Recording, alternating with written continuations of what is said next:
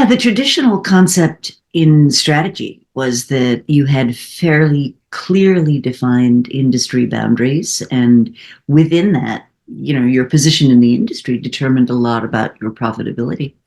An arena instead basically says there's a pot of resources, and that's typically customers, but it also could involve other stakeholders.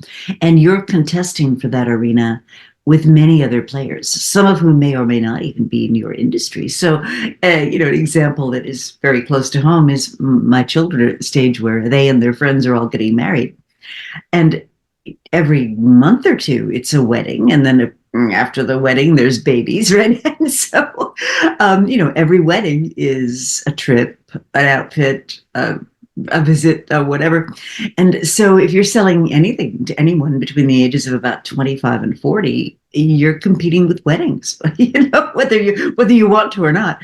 And so whether you're selling clothing, a gadget, a gizmo, or whatever, that wedding is actually drawing on the same resources you would like to draw on. So I think the arena concept really says you have to go beyond just looking at your direct competitors, people who are in the same category as you are. And you have to look at people that are competing for the same resources you're competing. Well, you need to be thinking about what makes a customer willing to do business with you rather than some of these other calls on their resources, and I think it causes you to be more expansive about how you reach out to them, how you talk to them.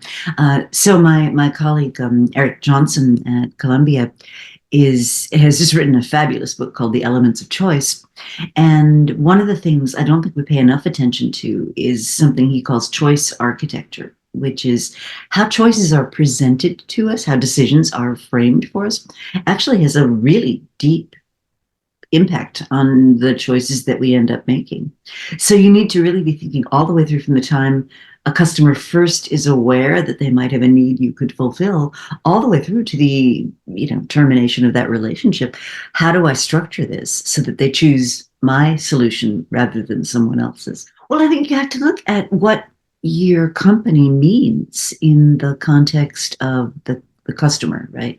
So just to expand on the ZIPPO lighters example. So if you think about who's a competitor for a ZIPPO lighter, and the traditional idea would be, maybe it's matches, maybe it's other kinds of lighters, Bic lighters, for example, or one of my students years ago had this great solution. He said, magnifying glasses. I said, what? And he said, yeah, you put the magnifying glass on top of the leaves and the twigs, and the sun shines through and it causes a light. A for creativity, right? But really, ZIPPOs they're collectible. They come in many, many, many different styles. So you can get ZIPPOs that look like Superman and ZIPPOs that look like whatever. And they're a gift item. And so they're competing to be gifts. And so their main competitors are, men's ties and wallets and things like that. And so if you look at where the ZIPPOs are displayed in the store, they're readily available at airports. They're in the department stores in the men's section and so forth. So I think you need to understand as a manufacturer, actually is in your consideration set from the customer's point of view at the end of the day, right? So when a customer is saying, I have this, and the great phrase that Clayton Christensen used to use was job to be done, right? What's my job to be done? Well, if my job to be done is finding a Christmas gift for my husband, who's in that consideration set? And so I think you want to think about, for your manufacturers, who's in the consideration set when the customer is making a buying decision.